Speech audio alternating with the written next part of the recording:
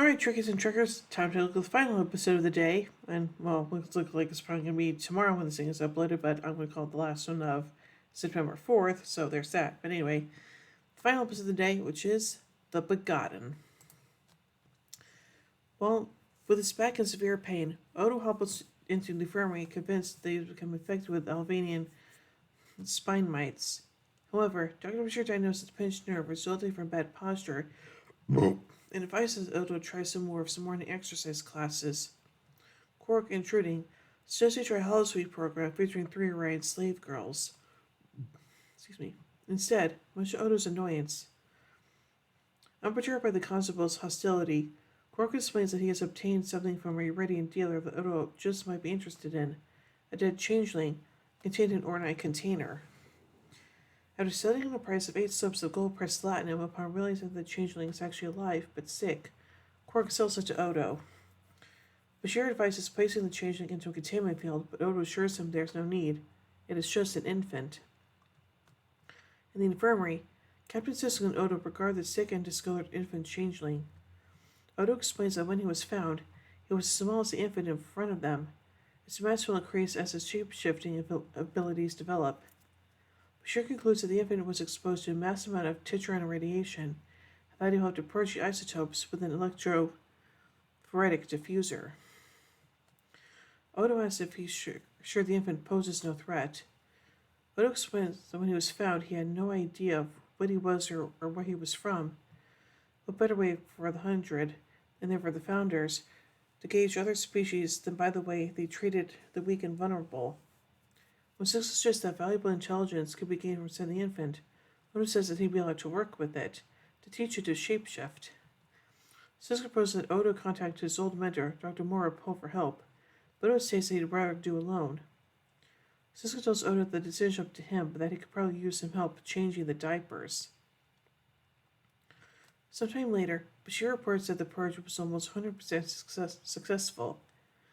He says he must leave to check on Major Kira, who was going to labor with the O'Brien's baby, but Odo is preoccupied by the thoughts of the infant. Before he leaves, Bashir advises there is still a small degree of instability in the infant's morphogenic matrix, that he has to set the computer to monitor for fluctuations.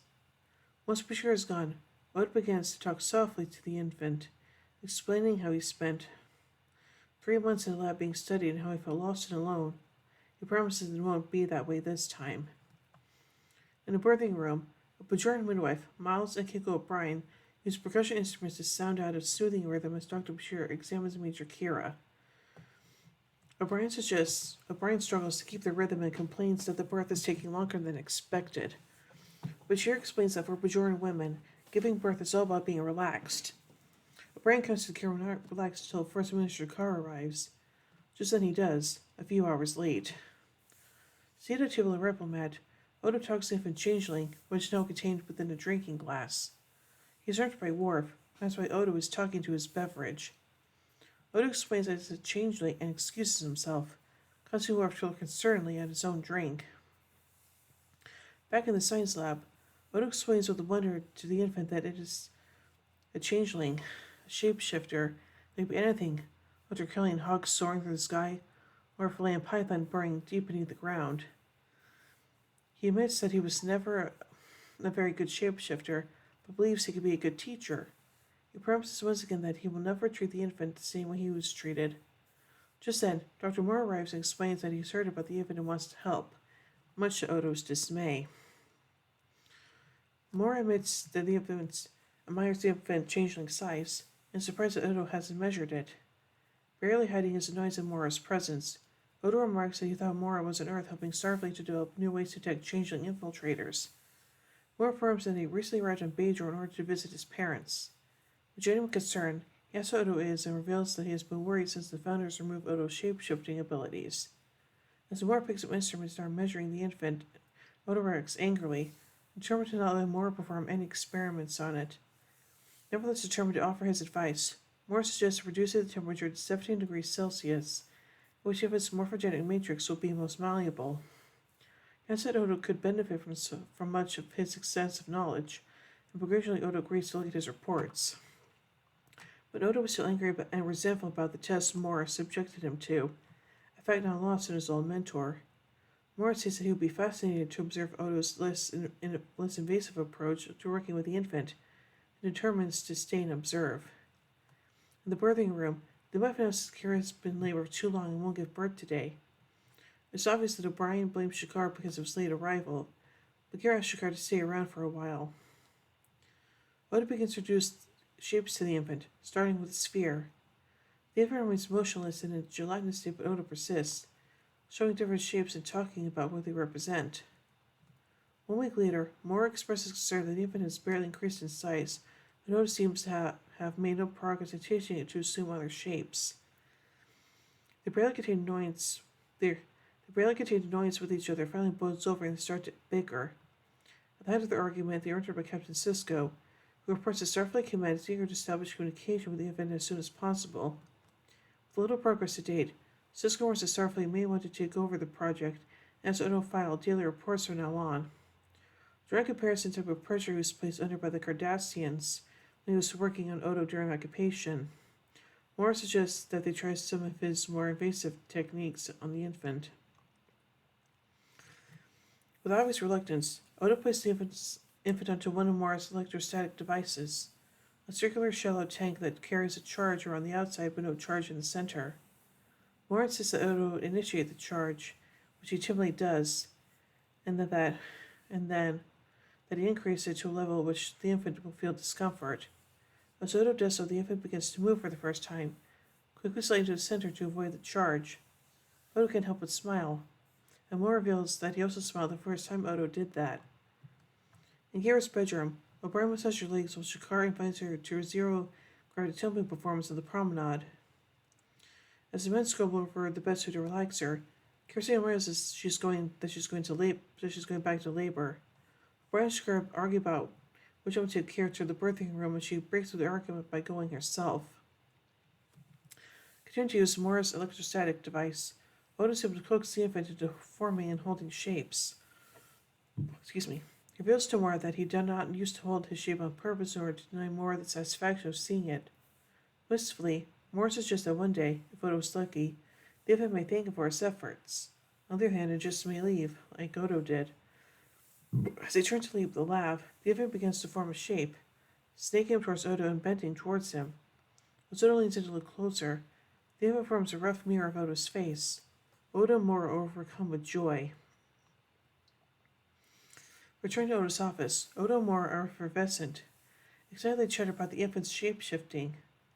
Moore suggests that in the coming days they begin to expose it to simple life forms, while Odo enthuses that he can't wait to communicate with it.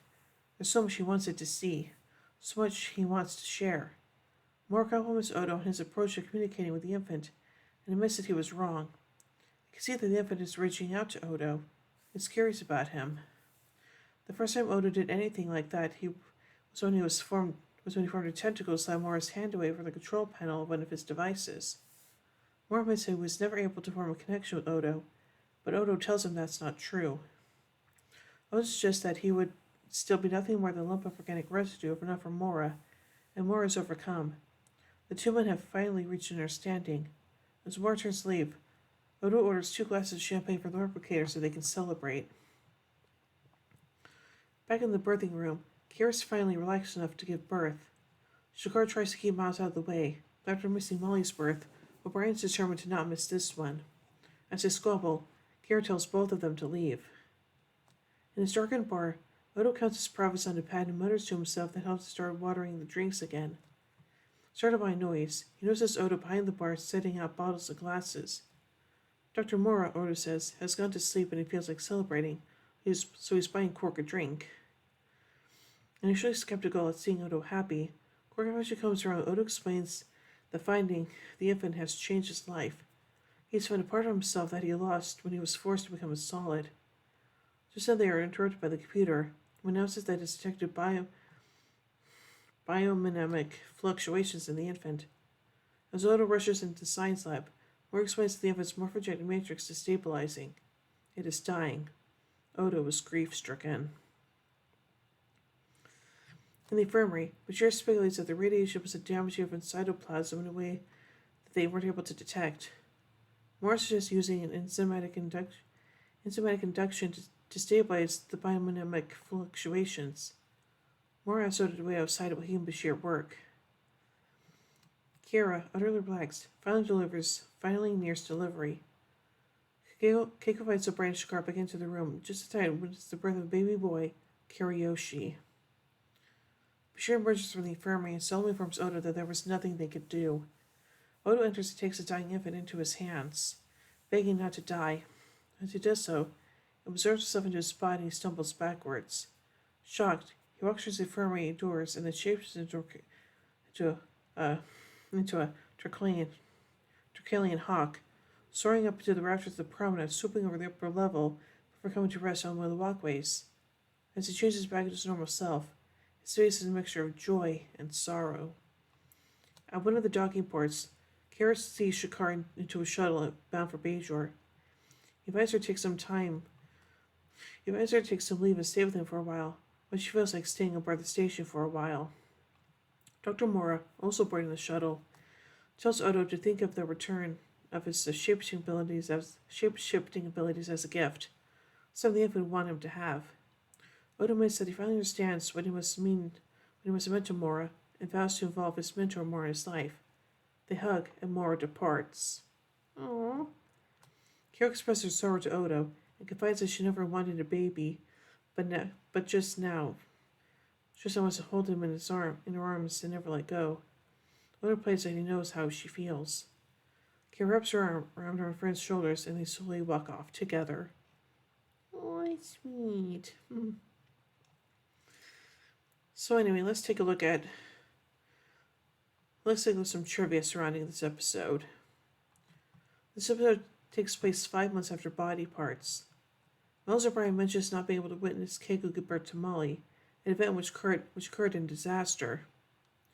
Odo regains his shapeshifting abilities at the end of the episode, having previously had them removed by the founders in Broken Link. When Odo morphs from a solitude bird form, his uniform is seen left behind on the floor, allowing to the fact that as a solid he was forced to wear real clothes.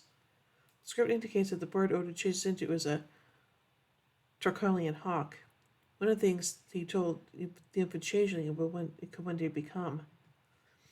If one accepts the changed uniform in the Rapture and the appearance of Bashir wearing a no-cell jumpsuit in the Dominion tournament camp in Purgatory's Shadow, as evidence that the changeling replaced Bashir's center between the Ascent and Rapture, then it's the changeling who monitors the birth of Kiriyoshi O'Brien and the death of the changeling infant. Quark quotes William Butler Yeats to Odo when he tells him that if Odo is happy, something must be very wrong in the world the center cannot hold. This line from Yeats' 1919 poem Second Coming. Things fall apart, the center cannot hold, mere anarchy is loosed upon the world. The poem alludes to the end of time and the coming of the Antichrist. The poem is also referenced in the titles of the Mere Anarchy ebook series, namely the series title and the titles of the books.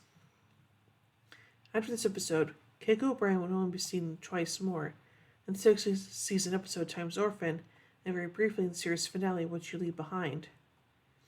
Keiko's actress Rosalind Chow, as stated in the Star Trek Deep Space Nine Companion, foresaw this since her appearances would involve 2 children, subject to child labor laws, who should be close to DS9 during war.